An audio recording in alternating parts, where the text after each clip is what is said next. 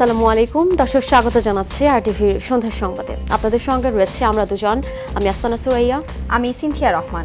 ত্রয়োদশ জাতীয় নির্বাচনে এমপি হওয়ার স্বপ্ন ভঙ্গ হয়েছে বিএনপি, জামায়াত সহ অনেক হেভিওয়েট প্রার্থী। জামায়াতের সহকারী সেক্রেটারি জেনারেল হামিদুর রহমান আজাদ, নাগরিক ঐক্যের সভাপতি মাহমুদুর রহমান মান্না, স্বতন্ত্র প্রার্থী তাসনিম জারা, সিপিবির সাধারণ সম্পাদক আব্দুল্লাহ কাফি সহ অন্তত 100 জন রয়েছেন এই তালিকায়। তথ্যে অসঙ্গতির কারণে মনোনয়নপত্র বাতিল হয়েছে। এ বিষয়ে আরও জানাচ্ছেন এআর বাদল।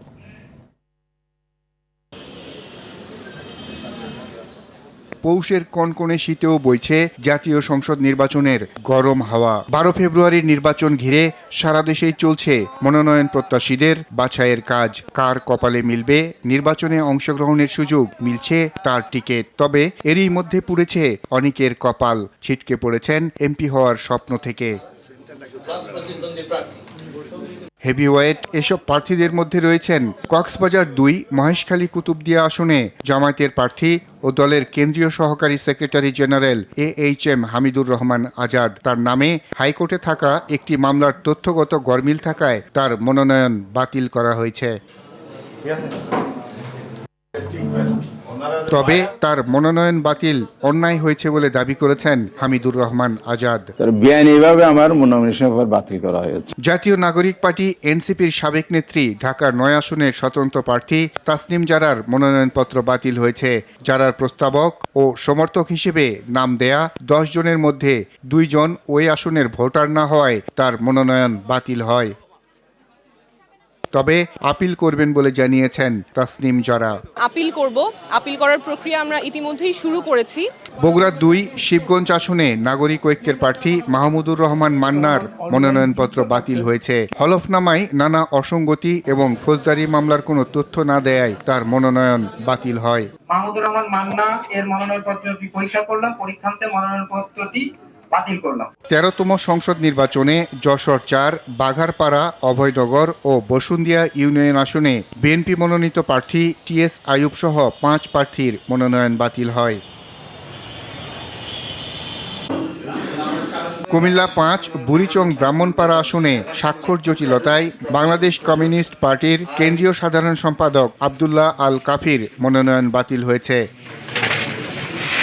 বাতিল হওয়া প্রার্থীরা 9 জানুয়ারির মধ্যে আপিল করতে পারবেন। 13তম জাতীয় সংসদ নির্বাচনে এবার 300 আসনের বিপরীতে সংসদ সদস্য হওয়ার স্বপ্ন দেখেছেন 2582 জন। AR বাদল, RTV, ঢাকা। ত্রয়োদশ জাতীয় সংসদ নির্বাচনকে সামনে রেখে আলোচনায় এখন শীর্ষ প্রার্থীদের সম্পদের বিবরণ। চুলচেরা বিশ্লেষণে কিছু প্রার্থীর হলফনামায় বার্ষিক আয় নিয়ে তৈরি হয়েছে বিতর্ক। বড় 5টি রাজনৈতিক দলের 10 শীর্ষ নেতার মধ্যে 7 জনেরই মাসিক আয় লাখ টাকার কম। তবে প্রশ্ন থেকেই যায়, হলফনামায় দেওয়া তথ্য কতটা যাচাই করা হয়, আর এসব তথ্য ভোটের বাক্সে কতটা প্রভাব ফেলবে। সাদিয়া কানিজের রিপোর্ট। 2008 সালের নবম জাতীয় সংসদ নির্বাচন থেকে প্রার্থীদের হলফনামা দেয়া বাধ্যতামূলক করা হয়। আইনের বাধ্যবাধকতায় জমা দেয়া এই নথি তুলে ধরে রাজনীতিবিদদের বয়স, পেশা, সম্পদের হিসাব, আয়ের উৎস, ঋণ, মামলা, এমনকি শিক্ষাগত যোগ্যতার তথ্য। সে সময় হলফনামায় 8 ধরনের তথ্য যুক্ত করা বাধ্যতামূলক থাকলেও এবার 10 ধরনের তথ্য দেয়া বাধ্যতামূলক করা হয়েছে। এবার নির্বাচনকে কেন্দ্র করে আবারও আলোচনায় নেতাদের হলফনামা। তবে বড় দলের প্রার্থীদের খুব বেশি সম্পদের আধিক্য দেখা যাচ্ছে না। আসন্ন ত্রয়োদশ জাতীয় সংসদ নির্বাচনে বগুড়া 6 ও ঢাকা 17 আসনের প্রার্থী হিসেবে রিটার্নিং কর্মকর্তার কাছে সম্পদের তথ্য দাখিল করেছেন বিএনপির ভারপ্রাপ্ত চেয়ারম্যান তারেক রহমান। সে অনুযায়ী তারেক রহমানের বার্ষিক আয় 6,76,353 টাকা। মোট সম্পদের পরিমাণ 1,96,80,185 টাকা। ঠাকুরগাঁ 1 আসনের প্রার্থী বিএনপি মহাসচিব মির্জা ফখরুল ইসলাম আলমগীর হলফনামায় জানিয়েছেন তার 4,06,14,715 টাকার সম্পদ রয়েছে। এই নেতার বার্ষিক আয় 11,83,133 টাকা। জামায়াতে ইসলামীর আমির ডাক্তার শফিকুর রহমান ঢাকা 15 আসনের প্রার্থী। তার বার্ষিক আয় 3,60,000 টাকা। পেশায় চিকিৎসক এই নেতা 1.5 কোটি টাকার সম্পদ দেখিয়েছেন। 34টি মামলার মধ্যে 2টি বাদে সবগুলোতে তিনি খালাস পেয়েছেন। একই দলের সেক্রেটারি জেনারেল ও খুলনা 5 আসনের প্রার্থী মিয়া গোলাম পরোয়ারের মাসিক আয় 39,000 টাকা। তার মোট সম্পদের পরিমাণ প্রায় 38 লাখ টাকা। ঢাকা 11 আসনের প্রার্থী জাতীয় নাগরিক পার্টির আহ্বায়ক নাহিদ ইসলামের বার্ষিক আয় 16 লাখ টাকা। তার 30 লাখ টাকার অস্থাবর সম্পদ রয়েছে। ঢাকা 13 ও বাগেরহাট 1 আসনের প্রার্থী বাংলাদেশ খেলাফত মজলিসের আমির মাওলানা মোহাম্মদ মামুনুল হকের বছরে আয় 13 লাখ টাকার বেশি। ব্যবসা ও শিক্ষকতার মাধ্যমে এই টাকা আয় করেন বলে নির্বাচনী হলফনামায় তিনি উল্লেখ করেছেন। বরিশাল 5 আসনের প্রার্থী ইসলামী আন্দোলন বাংলাদেশের সিনিয়র নায়েবে আমির মুফতি সৈয়দ মোহাম্মদ ফয়জুল করিমের স্ত্রীর 187 ভরি স্বর্ণালংকার রয়েছে বলে হলফনামায় উল্লেখ করেছেন। এর পাশাপাশি তার স্ত্রীর 7,20,000 নগদ টাকা ও বিভিন্ন খাতে 3,41,65,000 টাকার সম্পদ রয়েছে। নির্বাচন বিশ্লেষকদের মতে হলফনামা শুধু কাগজের হিসাব নয়, এটি রাজনীতিবিদদের স্বচ্ছতা ও জবাবদিহিতার একটি বড় পরীক্ষা। ভোটারদের জন্যও গুরুত্বপূর্ণ একটি দলিল। সাদিয়া কানিজ, RTV, ঢাকা।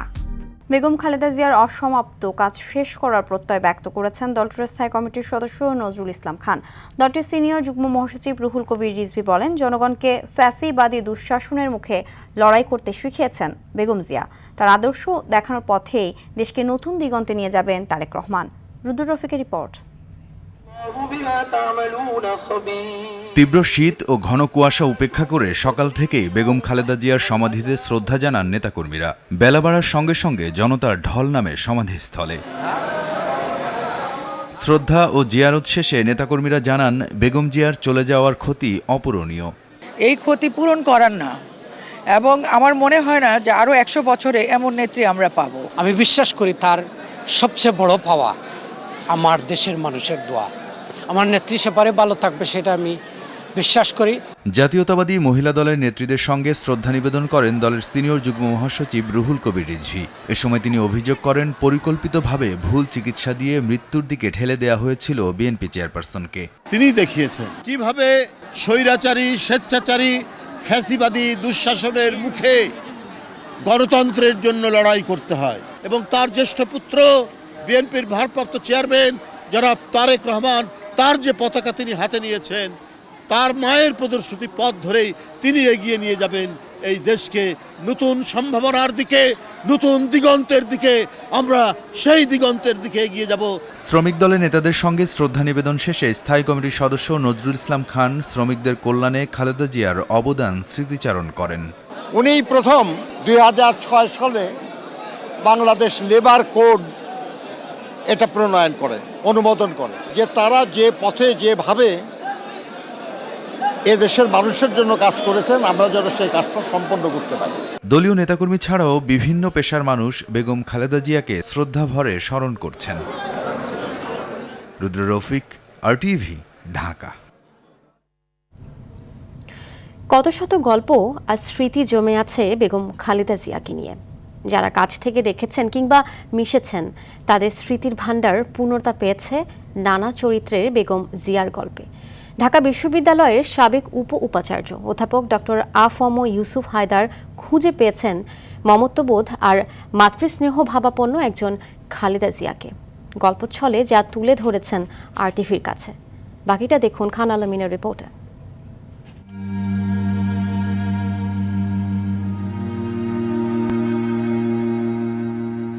চলে যাওয়া মানে প্রস্থান নয়, মহিষীর প্রস্থান হলে তার না থাকা জুড়ে বেশি কিছু থেকে যায়। বেগম খালেদা জিয়া কত কিছুই না রেখে গেছেন, সেই গল্পের ভাণ্ডার যে ফুরুবার নয়। কত দিকে পূর্ণতা মেলে একজন মানুষের। বেগম খালেদা জিয়া যে সব পূর্ণতা নিয়েই চলে গেলেন। তার রাজনীতি, ব্যক্তি মানুষ, আপসহীন মানসিকতা, সব অধ্যায়ের নানা গল্প কাতর করে তোলে স্মৃতির মানুষগুলোকে। ঢাকা বিশ্ববিদ্যালয়ের সাবেক উপাচার্য অধ্যাপক ডক্টর আফম ইউসুফ হায়দার বেগম জিয়াকে নিয়ে স্মৃতির ভেলায় চলে গেলেন 1999 সালে। ফুটিয়ে তুললেন তার মাতৃসুলভ আচরণ আর স্নেহভাবাপন্ন মনোভাবের এক মমত্ববোধের গল্প। তখন বেগম খালেদা জিয়া বিরোধী দলীয় নেত্রী আর ডক্টর ইউসুফ ঢাকা বিশ্ববিদ্যালয়ের শিক্ষক সমিতির সভাপতি ও সূর্য সেন হলের প্রভোস্ট। আবার ডিউটেরিয়াল আলসার হয়ে আমি বার্ডেন হসপিটালে ছিলাম। তো জানি না মানে ম্যাডাম নিশ্চয়ই খবর তো পাওয়ার কথা উনি। আমি অত্যন্ত আশ্চর্য হয়ে গিয়েছিলাম যে হঠাৎ করে একদিন রাত্র 10টা সাড়ে 10টার দিকে খালেদা জিয়া এই বার্ডেন হাসপাতালে আসেন এবং আমার বিছানার পাশে বসে আমি কেমন আছি, কি হয়েছিল সব কিছু উনি জেনেছেন। মানে আমার মা তখনও জীবিত ছিল, আমার মা আমাকে যেভাবে মানে হসপিটালে এসে আমাকে সান্ত্বনা দিয়েছেন বা আমাকে দেখছেন, উনি ঠিক ওইরকম করছেন। গল্পটা এখানেই নয় শেষ। 2002 সালেও রয়ে যায় এই গল্পের রেশ। তখন খালেদা জিয়া প্রধানমন্ত্রী, ডক্টর হায়দার সূর্য সেন হলের প্রভোস্টের পাশাপাশি বিজ্ঞান অনুষদের ডিন। হঠাৎ একদিন ডাক এলো প্রধানমন্ত্রীর কার্যালয় থেকে। সাক্ষাতের শুরুতেই বেগম জিয়া ফিরে গেলেন সেই 1999 সালে।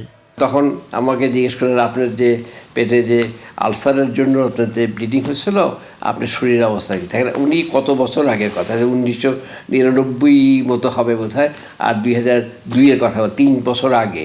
হ্যাঁ, সে কথার মনে আছে। আমার পেটে আলসার হয়েছিল, ডিউটেরিয়াল আলসার হয়ে আবার ব্লিডিং হয়েছিল, এবং আমার কী অবস্থা, কী কেমন আছে, ওটা দিয়ে উনি শুরু করলেন।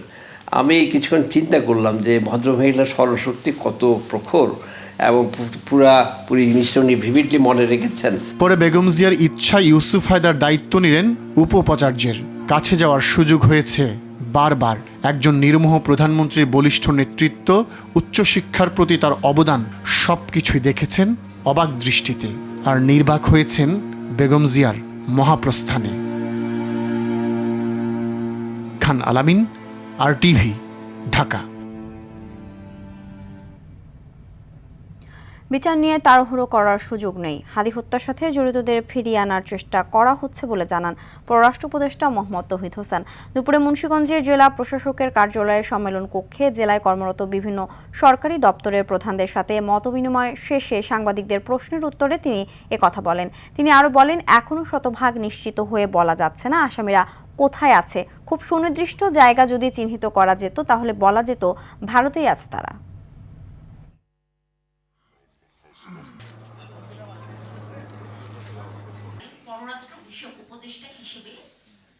বিচার হচ্ছে এমন একটা জিনিস যেটা নিয়ে তাড়াহুড়া করার কোনো সুযোগ নেই। তবে অবশ্যই আমরা চেষ্টা করবো ফেরত নিয়ে আসতে। এখনও কিন্তু আমরা 100% নিশ্চিন্তভাবে বলতে পারছি না। অন্তত হোম থেকে আমাকে এটা বলে না যে অমুকখানে আছে সে গিয়ে। আমরা ইন্ডিকেশন পেয়েছি ইন্টারোগেশন থেকে যে তারা সম্ভবত পার হয়ে গেছে। তো খুব সুনির্দিষ্ট জায়গা যদি আমরা আইডেন্টিফাই করতে পারি তাহলে বলতে পারতাম ভারতকে যে অমুকখানে আছে, তাকে ধরে দিয়ে দাও। পরাজিত শক্তি কিছু বাধা সৃষ্টি করতে পারে, সেগুলো অতিক্রম করে সুষ্ঠু নির্বাচনের লক্ষ্যে এগিয়ে যেতে হবে বলে মন্তব্য করেছেন তথ্য ও জলবায়ু পরিবর্তন বিষয়ক উপদেষ্টা সৈয়দা রিজওয়ানা হাসান। সকালে সিলেট প্রেস ক্লাবে পিআইবি আয়োজিত নির্বাচন বিষয়ক প্রশিক্ষণ উদ্বোধনী অনুষ্ঠান শেষে সাংবাদিকদের প্রশ্নের জবাবে তিনি এসব কথা বলেন। তিনি আরও বলেন, ভোটের সময় বিভিন্ন জায়গাতে কিছুটা রাজনৈতিক উত্তেজনা থাকে, তবে আশা করা যায় এসব উতরে যাওয়া সম্ভব।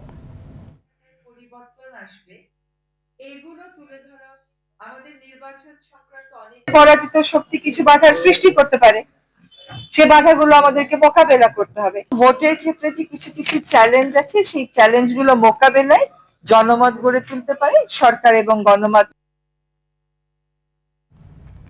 শুরু হলো ঢাকা আন্তর্জাতিক বাণিজ্য মেলা। বাংলাদেশ চায়না ফ্রেন্ডশিপ এক্সিবিশন সেন্টারে মেলার উদ্বোধন করেন বাণিজ্য উপদেষ্টা শেখ বশিরউদ্দিন। মেলার মাধ্যমে দেশীয় পণ্যের উৎপাদন ও বিপণন বাড়বে বলে আশা করেন তিনি। প্রথম দিনেও ক্রেতা বিক্রেতারা নিজেদের পছন্দের পণ্য কিনে সন্তুষ্টির কথা জানান, তবে আন্তর্জাতিক মানে উন্নতি করার তাগিদ দিয়েছেন কেউ কেউ। আরও জানাচ্ছেন তৌহিদুর রহমান। রাজধানীর পূর্বাঞ্চলে Bangladesh China friendship exhibition centre জুড়ে ঐতিহ্যবাহী ঢাকা আন্তর্জাতিক বাণিজ্য মেলার আয়োজন। বিএনপি চেয়ারপারসন বেগম জিয়ার মৃত্যুর কারণে পূর্ব ঘোষিত উদ্বোধনী অনুষ্ঠান পিছিয়ে ৩রা জানুয়ারি করা হয়। উদ্বোধন করেন বাণিজ্য উপদেষ্টা শেখ বশিরউদ্দিন। বাণিজ্য মেলার শুভ উদ্বোধন ঘোষণা করছি। বলেন, মেলার মাধ্যমে দেশীয় পণ্যের বেচা বিক্রি আরও বাড়বে। বাণিজ্য মেলা নিছক পণ্যের প্রদর্শনী নয়, এটি বাংলাদেশের নতুন নতুন উদ্যোগ, উদ্ভাবন, বাণিজ্যিক উন্নয়নের প্রদর্শনী, ব্যবসা বান্ধব পরিবেশ তৈরি, স্বচ্ছতা নিশ্চিতকরণ এবং বিশ্বের সকল দেশের সাথে বাণিজ্যিক সুসম্পর্ক জোরদার করতে বাংলাদেশ প্রতিশ্রুতিবদ্ধ। বাণিজ্য সচিব ও ইসিবি ভাইস চেয়ারম্যান সহ খাত প্রতিনিধিরা আলোচনায় অংশ নেন। ছুটির দিন হওয়ায় মেলায় ক্রেতা দর্শনার্থীদের ভিড় লক্ষণীয়। পরিবারের সদস্য ও আপনজনদের সাথে নিয়ে মেলায় ছুটে আসেন বিভিন্ন শ্রেণী পেশার মানুষ। এখানে বেশ খোলামেলা জায়গা, এখানে মনোরম পরিবেশ, আর দেখতে অনেক ভালো লাগছে। কসমেটিক্স দেখলাম, ব্যাগ দেখলাম, তারপর 3 পিসের দোকানে বসছে অনেকগুলো, এগুলো দেখলাম। পছন্দের পণ্য ক্রয় করতে পেরে খুশি তারা। আমি ফার্স্ট টাইম আসলাম বাণিজ্য মেলায়, আমার আগে পরে কখনো আসা হয়নি। অন্য মেলা থেকে এটা অনেক ভালো। আমি প্রতি বছরই ওয়েট করে থাকি যে আসলে বাণিজ্য মেলাটা কখন শুরু হবে। বিক্রেতারাও আশা করছেন আগের তুলনায় বেচা বিক্রি বাড়বে, তবে কিছুটা অভিযোগও ছিল ক্রেতাদের। ঢাকা আন্তর্জাতিক বাণিজ্য মেলা, এটাকে আমার মনে হয় আমরা আন্তর্জাতিক পর্যায়ে যে কাঙ্ক্ষিত যতগুলো দেশ আসার কথা, সেটা মনে হয় আমরা কানেক্ট করতে পারি না। এখানে ব্যাগ থেকে শুরু করে হোম ডেকোর, জুয়েলারি, সব ধরনের আইটেম এখানে আছে। এটা হচ্ছে আনারসের ড্রাই ক্যান্ডি, আমি এটা চিপস হিসেবে সেল করতে চেয়েছিলাম। আমাদের কোয়ালিটি ভালো। ভারত, পাকিস্তান সহ 11টি দেশের 324টি স্টলে পণ্য বিক্রি হচ্ছে। মেলায় প্রবেশের জন্য টিকিটের মূল্য ধরা হয়েছে 50 টাকা, শিশুদের জন্য 25 টাকা। তৌহিদুর রহমান, RTV, নারায়ণগঞ্জ। একটি দল ইসলামের নামে ধর্ম বিক্রি শুরু করে দিয়েছে বলে মন্তব্য করেছেন কক্সবাজার 1 আসনের বিএনপির প্রার্থী সালাউদ্দিন আহমেদ। কক্সবাজারের চকরিয়ায় স্থানীয় আলেম ওলামাদের মতবিনিময় সভায় তিনি এসব কথা বলেন। সালাউদ্দিন আহমেদ আরও বলেন, একটি দলের মার্কায় ভোট দিলে জান্নাতে যাওয়া যায় না, অথচ তারা এসব কথা বলে মানুষকে বিভ্রান্ত করছে। বিশেষ করে নারীদের মধ্যে অনুপ্রবেশের চেষ্টা করছে তারা।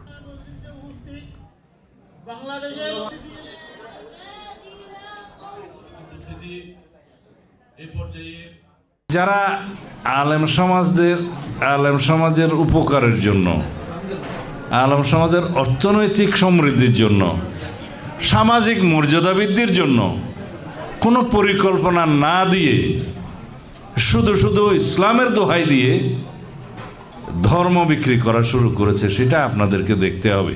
নারী সমাজের মধ্যে তারা এটা খুব বেশি অনুপ্রবেশ করার চেষ্টা করছে। বছরের শুরুতেই তরলীকৃত পেট্রোলিয়াম গ্যাসের দামে পুড়ছে ভোক্তার পকেট। রাজধানী সহ দেশের বিভিন্ন অঞ্চলে সিলিন্ডারের অস্বাভাবিক মূল্যবৃদ্ধি ও সরবরাহ সংকটের কারণে চরম ভোগান্তিতে পড়েছেন ভোক্তারা। বাংলাদেশ এনার্জি রেগুলেটরি কমিশনের সর্বশেষ ডিসেম্বর মাসে 12 কেজি সিলিন্ডারের খুচরা মূল্য 1253 টাকা নির্ধারণ করলেও বাজারে এর কোনো প্রতিফলন নেই। বিক্রি হচ্ছে 1.5 থেকে 2000 টাকায়, কোথাও কোথাও এর চেয়েও বেশি দামে। মোহাম্মদ সাইমের রিপোর্টে বিস্তারিত।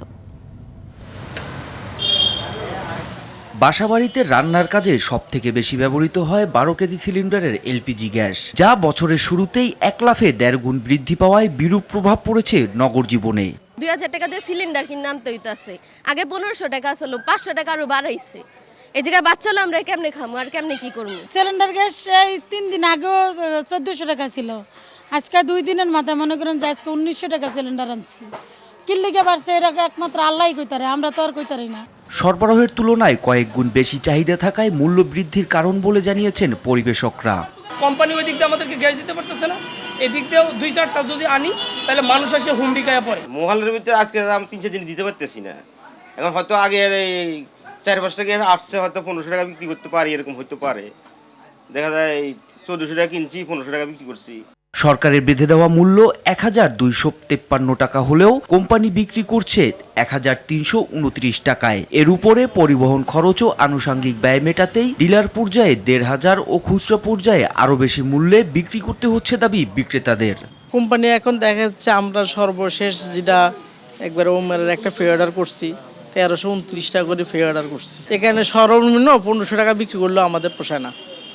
আর এখন আমরা তো টাকা তো বড় কথা না, এখন আমরা মানুষকে গ্যাস, কারণ অনেকেই আসি আমরা সাইনবোর্ড লাগাই দিচ্ছি, গ্যাস দিতে পারতেছি না। এদিকে জানুয়ারি মাসের জন্য এলপিজির দাম আগামীকাল রোববার ঘোষণা করবে বাংলাদেশ এনার্জি রেগুলেটরি কমিশন। নগরবাসীর দাবি সাধ্যের মধ্যে রাখা হবে এলপিজির দাম। মোহাম্মদ সায়েম, RTVি, ঢাকা। হাড় কাঁপানো আর ধূসর কুয়াশার চাদরে ঢাকার রাজধানী সহ সারা দেশ। ঢাকায় এবছরে সর্বনিম্ন 12.5 ডিগ্রি তাপমাত্রা রেকর্ড করা হয়েছে। রাজশাহী, নওগাঁ ও পাবনায় দেশের সর্বনিম্ন 9 ডিগ্রি তাপমাত্রা। আবহাওয়া অধিদপ্তর বলছে চলতি মাসে 1 থেকে 2টি তীব্র শৈত্যপ্রবাহে 4 থেকে 6 ডিগ্রিতে তাপমাত্রা নেমে আসার সম্ভাবনা আছে। যুবথুবু শীতে স্থবির জনজীবনে অসহায় ছিন্নমূল মানুষ। সাকিবুর রহমানের রিপোর্টে বিস্তারিত। ঘন কুয়াশায় ঢেকে আছে চারপাশ। ভোর হলেও দেখা মেলেনি সূর্যের। কুয়াশার ভেতর দিয়ে হেঁটে চলা শুরু হাড় কাঁপানো শীত উপেক্ষা করে। তীব্র শীত শহর জুড়ে নামিয়ে এনেছে এক নিষ্ঠুর নীরবতা। ঘন কুয়াশায় দিনের বেলাতেও হেডলাইট জ্বালিয়ে চলতে শুরু করেছে গাড়ি। রাজধানীবাসী বলছে সব বছরের রেকর্ড ভাঙিয়ে দিয়েছে এবারের শীত।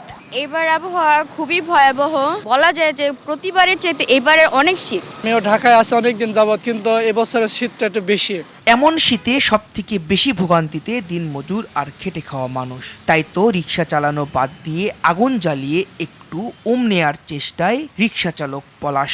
এবার বছরে প্রচুর শীতের কারণে তো চালান যায় না, আগুন পোড়ানোর লেগে আইলাম মামা। এর জন্য না, শুধু এখানে একটু রিল্যাক্সও করতে আসছি, যেমন আমাদের বাড়িঘর তো নাই। আবার কেউ কেউ রাস্তায় আগুন জ্বালিয়েছে কিছুটা শীত নিবারণের চেষ্টায়। পুরো ঠান্ডা গেছে, হাত পাও ঠান্ডা, না পারে আগুন ধরাইছি।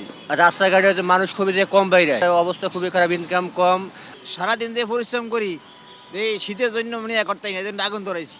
আবহাওয়া অধিদপ্তর বলছে ঢাকায় সর্বনিম্ন তাপমাত্রা বিরাজ করছে। সারা দেশে হতে পারে 2-1টি তীব্র শৈত্যপ্রবাহ। যে পরিস্থিতি এখন দেখা যায় এটা আগামী কয়েকদিন অব্যাহত থাকবে। জানুয়ারি আমাদের শীতলতম মাস, সেক্ষেত্রে তীব্র শৈত্যপ্রবাহের সম্ভাবনা রয়েছে এবং আমাদের যে দীর্ঘমেয়াদী পূর্বাভাস যেখানে আমরা বলছি তার 2 থেকে 3টে আপনার মৃদু থেকে মাঝারি ধরনের শৈত্যপ্রবাহ এবং 1 থেকে 2টি তীব্র শৈত্যপ্রবাহ বইদার সম্ভাবনা রয়েছে। শীত থেকে বাঁচতে বিত্তবানদের একটু সহায়তায় পারে কারো উষ্ণতা বাড়াতে। তাই তো সবাইকে এগিয়ে আসার আকুতি ছিল অনেকের মুখে। বুড়া মানুষ আর আমি কি কাজ করা পারি বাবা। সাকিবুর রহমান, RTV, ঢাকা। সদ্যপ্রয়াত বিএনপি চেয়ারপারসন বেগম খালেদা জিয়ার শোক বইয়ে স্বাক্ষর করেছেন টেলিভিশন মালিকদের সংগঠন association of television channel owners অ্যাডকোর সভাপতি অঞ্জন চৌধুরী। এ সময় বিএনপির পরিবারের প্রতি সমবেদনা প্রকাশ ও একটি সুন্দর বাংলাদেশ রাজনীতিবিদদের কাছে প্রত্যাশার কথা জানান তিনি। তার আগে অ্যাডকোর সভাপতি অঞ্জন চৌধুরী ও মহাসচিব আব্দুস সালামের নেতৃত্বে 7 সদস্যের একটি প্রতিনিধি দল বিএনপির গুলশান কার্যালয়ে আসেন।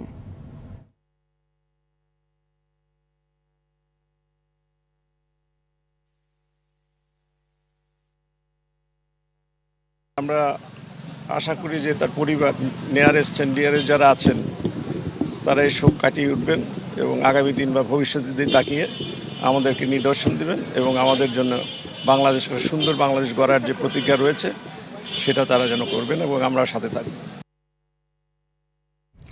রোগীর সংখ্যা বাড়ানো নয়, দরকার বিনামূল্যে গুণগত চিকিৎসা সেবা। এই প্রতিশ্রুতিতে কুষ্টিয়ায় আরও 700 অসহায় রোগীকে বিনামূল্যে চিকিৎসা সেবা ও ওষুধ দিয়েছে শেয়ারদি খায়ের এবং সিদ্দিক ফাউন্ডেশন। বছরে 9টি ফ্রি চিকিৎসা ক্যাম্প করে কুষ্টিয়ার প্রত্যন্ত গ্রামাঞ্চলের রোগীদের পাশে দাঁড়িয়েছে সংগঠন দুটি।